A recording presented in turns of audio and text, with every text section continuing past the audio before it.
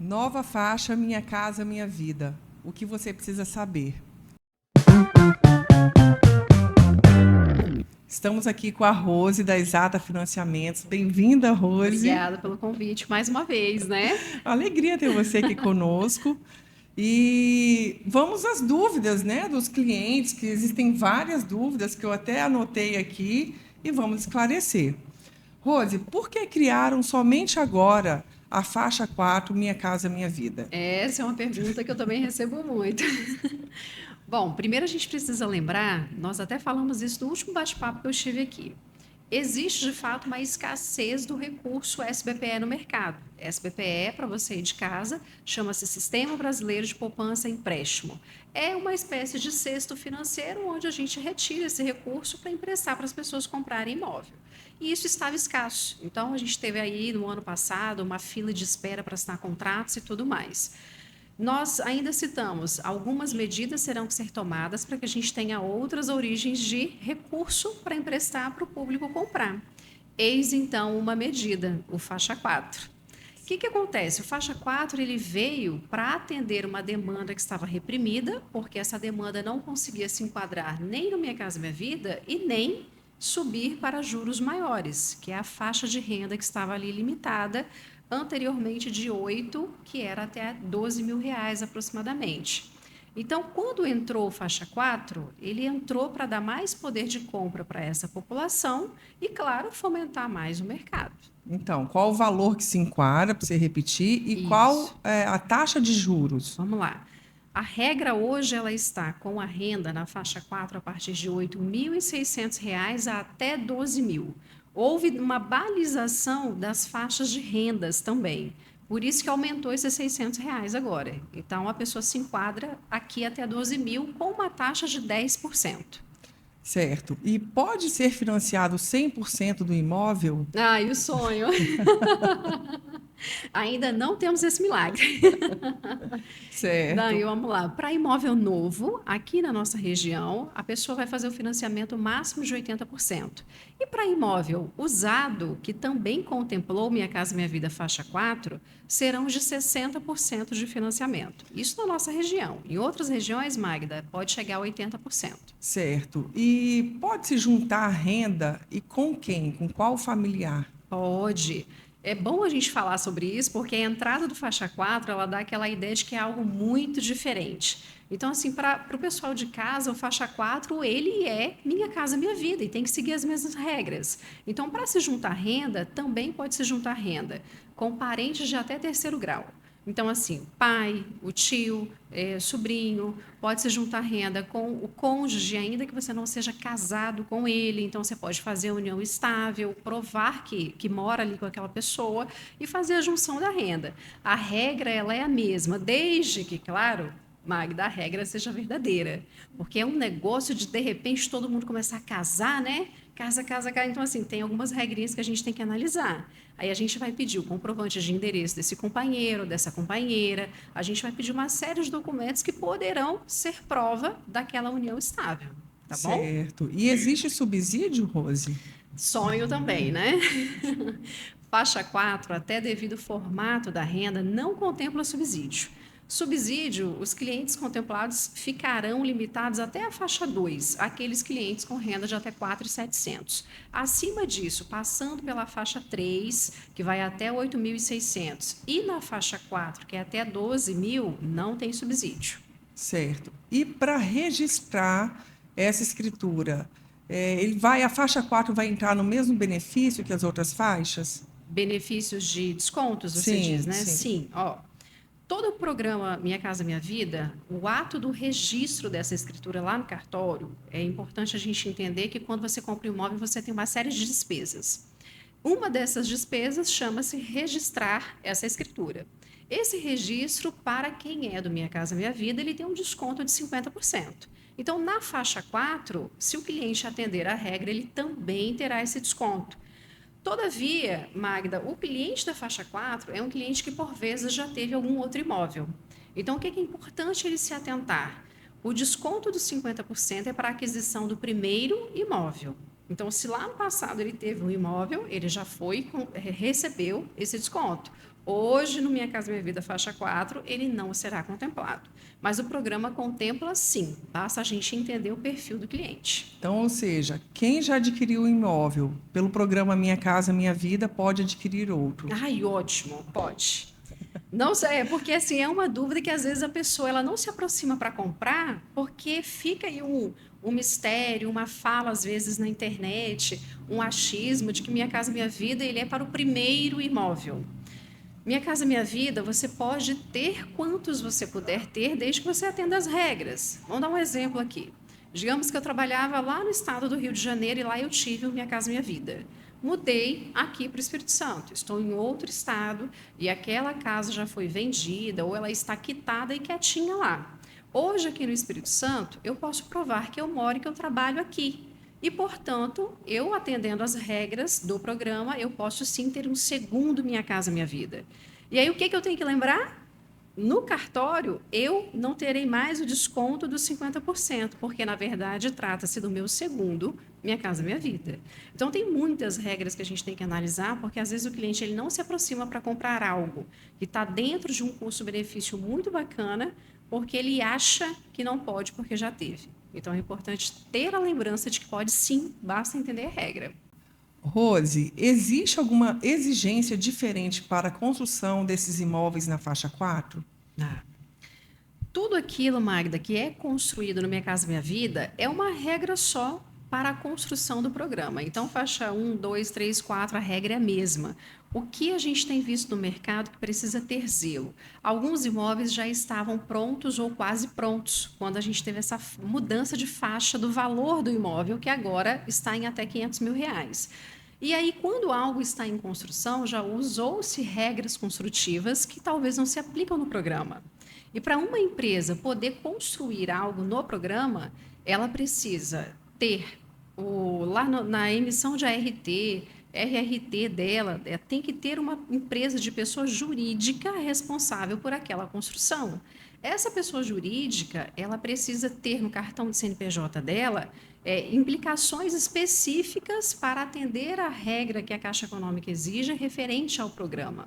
Então, a gente precisa ter zelo documental de entender que aquilo que estava em curso de obra pode não se enquadrar.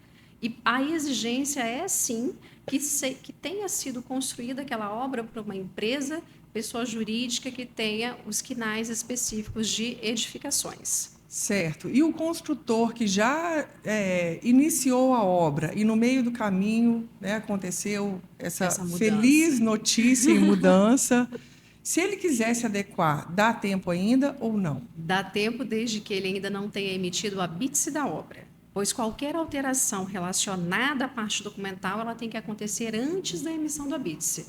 Mas, Rose, eu emiti o meu bítse há 15 dias. Não consegue mais.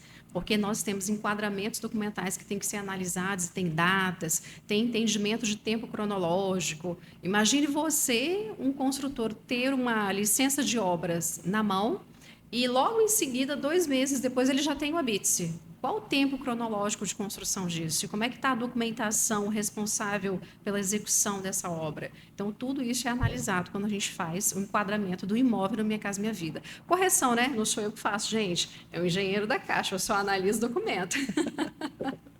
Rose, a pessoa precisa ter carteira assinada para poder estar na faixa 4? Não, isso é um mito.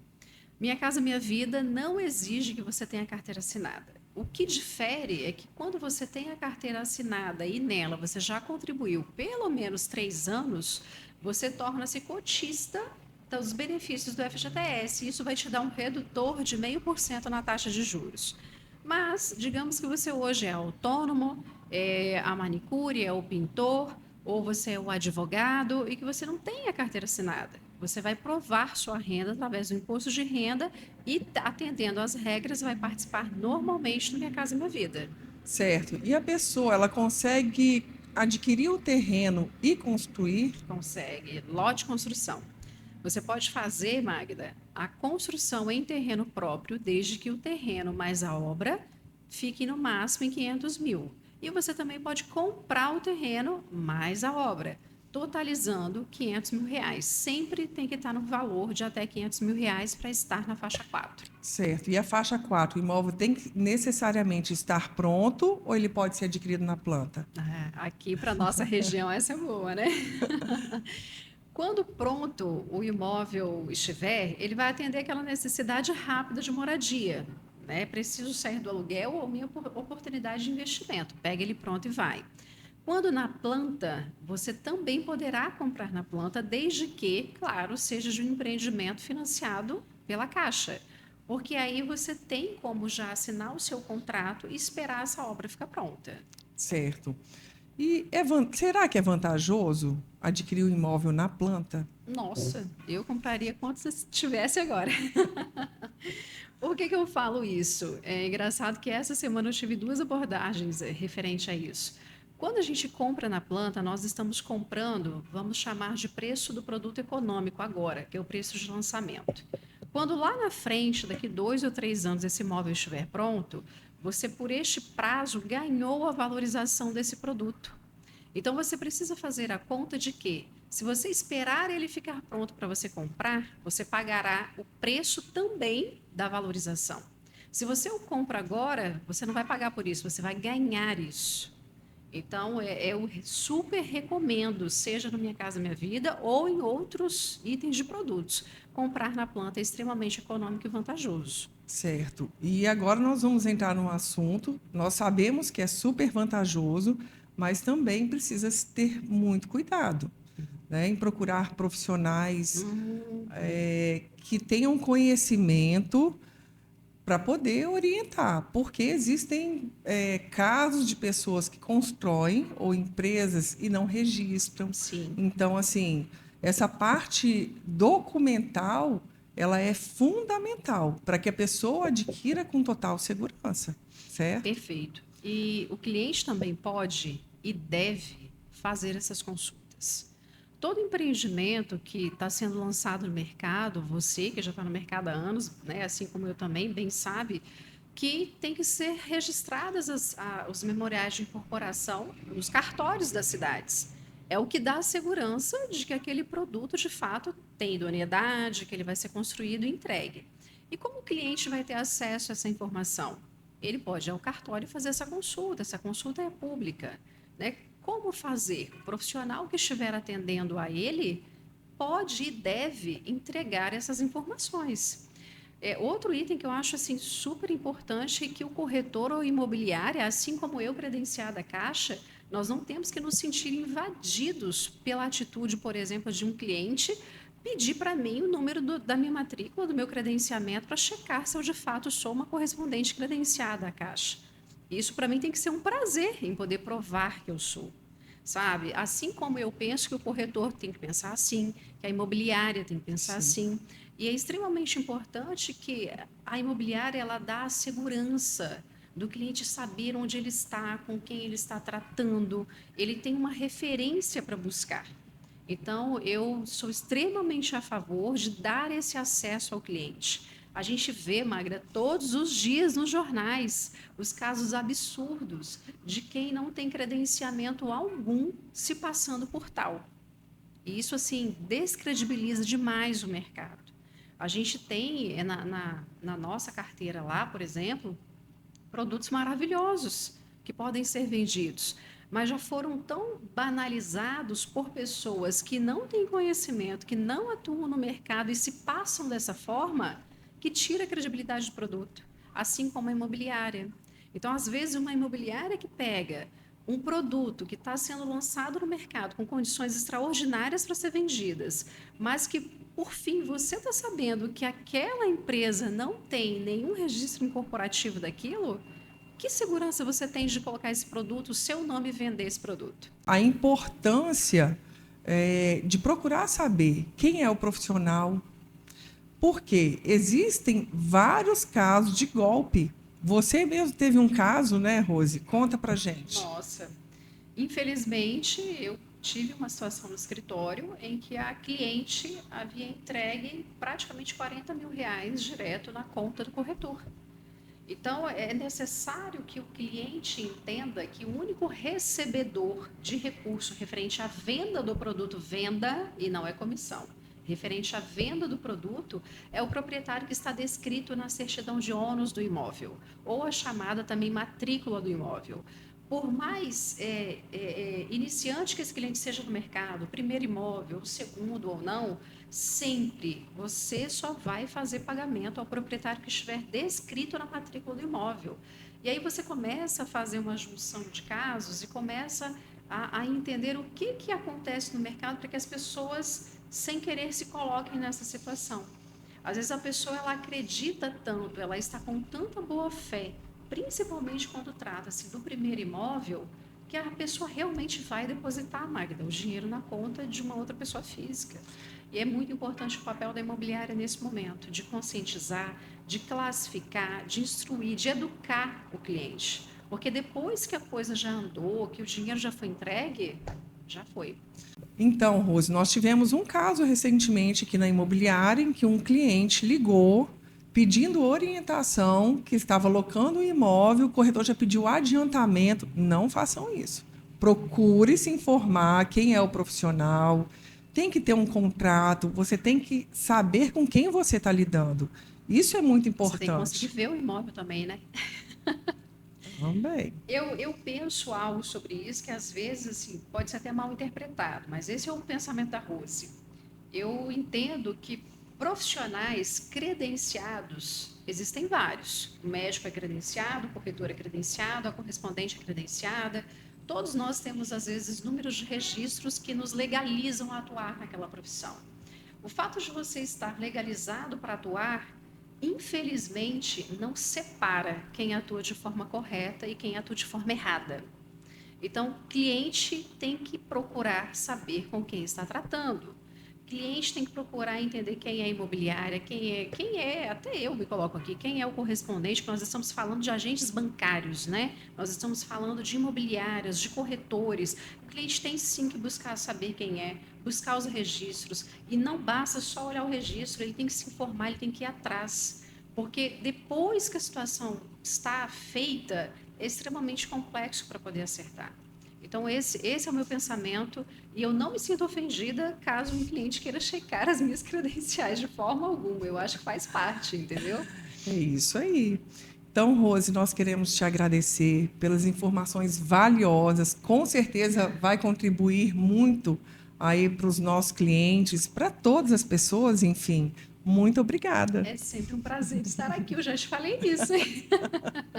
Daqui a pouco voltaremos para falar de outras coisas. É muito bom estar aqui, trazer informação para você de casa, e contribuir faz diferença na vida do outro. Obrigada mais uma vez. Nós que agradecemos e até a próxima. Até!